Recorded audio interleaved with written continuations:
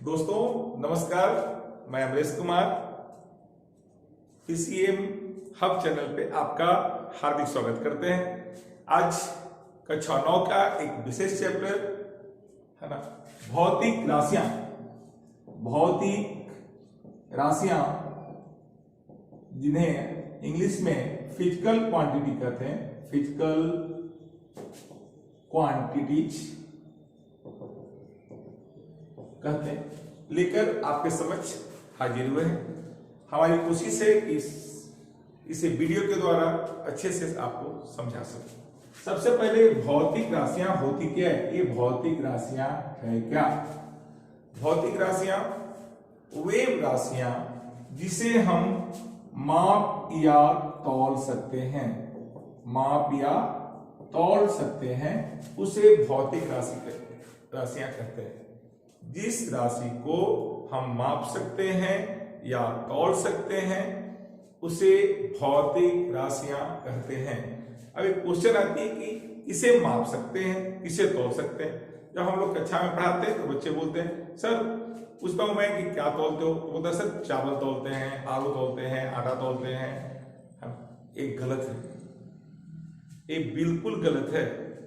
जिसे का आपने नाम लिया, चावल, आटा, चीनी, आलू, जो भी आपने नाम लिया, वो सब एक वस्तु है। वस्तु को हम लोग नहीं तोलते। क्या अगर हम दुकान में जाएं और बोले कि मुझे चीनी दो, है ना, तो आप सिर्फ 2 बार 3 बार ही बोलेंगे तो आप पूछेगा कितना। अगर आप नहीं बताते हैं कि हमको कितना चाहिए, खाली बोले चीनी दो, तो आपको वो चीनी नहीं देगा। लेकिन जैसे ही आप बोलते हैं कि मुझे 1 किलो चाहिए, 5 किलो चाहिए, 2 किलो, जैसे ही आप बोलते हैं कि मुझे 2 किलोग्राम चीनी दो, तो आपको वो तौलता है तराजू पे और आपको दे देता है। तो आपने बताया कितना, 2 किलोग्राम, यानी आपने चीनी नहीं तौलवाया, आपने तौलवाया चीनी की मात्रा, अर्थात मात्रा भौतिक राशि है। शायद आपको कंसेप्ट क्लियर होगा। चीनी को हम लोग नहीं तौलते हैं, चीनी की मात्रा को तौलते हैं। एक और एग्जांपल देते हैं, कपड़े दुकान में जाइए और कोई कपड़ा पसंद है, उसे बोले इसको एक कपड़ा दे दो, तो आपसे पूछेगा कितना कपड़ा चाहिए। जैसे ही आप बताते हैं कि हमें 2 मीटर या 1 मीटर जो आपकी जरूरत है उतना कपड़ा चाहिए, तो वो कपड़ा आपको उतना देगा। तो आपने जो 2 मीटर बताया, एक कहलाएगी, एक कपड़े की क्या होगी, लंबाई होगी। तो मैं एक बार फिर से बताऊं, हम लोग वस्तु को नहीं तौलते हैं, वस्तु की मात्रा को, लंबाई को, समय, ये सबको हम लोग क्या करते हैं, तौलते हैं या मेजर करते हैं, नापते हैं। यानी मात्रा, लंबाई, समय, चाल, वेग, संवेग, त्वरण, ये सब जो है ये भौतिक राशियां हैं। शायद आपको बढ़िया समझ में आ गया होगा। अब मैं बता रहा हूं भौतिक राशियों के प्रकार। भौतिक राशियां कितने प्रकार के होते हैं? बहुत आसान है। भौतिक राशियां 2 प्रकार की होती है। भौतिक राशियां कितने प्रकार की होती है? 2 प्रकार की होती है। एक होती है अदैसिक या अदिश राशि, दूसरा दैसिक या सदिश राशि। नाम से ही पता चलता है, दैसिक, अदैसिक और दैसिक, अदिश और सदिश। इसे इंग्लिश में बोलते हैं स्केलर क्वांटिटी और इसे बोलते हैं वेक्टर क्वांटिटी। मैं इसकी परिभाषा एकदम सिंपल में मैं यहां लिख दे रहा हूं, शायद आपको समझ में आ जाए। पहला, आगे में हम लिख देंगे यहां पर परिमाण और दिशा। तो मैं बोलता हूं अदैसिक राशि किसे कहते हैं, एकदम सिंपल में आप यहां देखेंगे और आपको पूरी की पूरी याद हो जाएगी, एकदम सिंपल वे में। परिमाण जिसमें होता है, दिशा नहीं होती है। परिभाषा फिर से कैसे देंगे, वे भौतिक राशियां जिसमें परिमाण होता है और दिशा नहीं होती है उसे स्केलर क्वांटिटी कहते हैं, अदैसिक राशि कहते हैं। और ठीक इसका, इसमें दैसिक राशि में परिमाण होता है और दिशा भी होती है, मतलब ए भी होता है और ये भी होता है ना।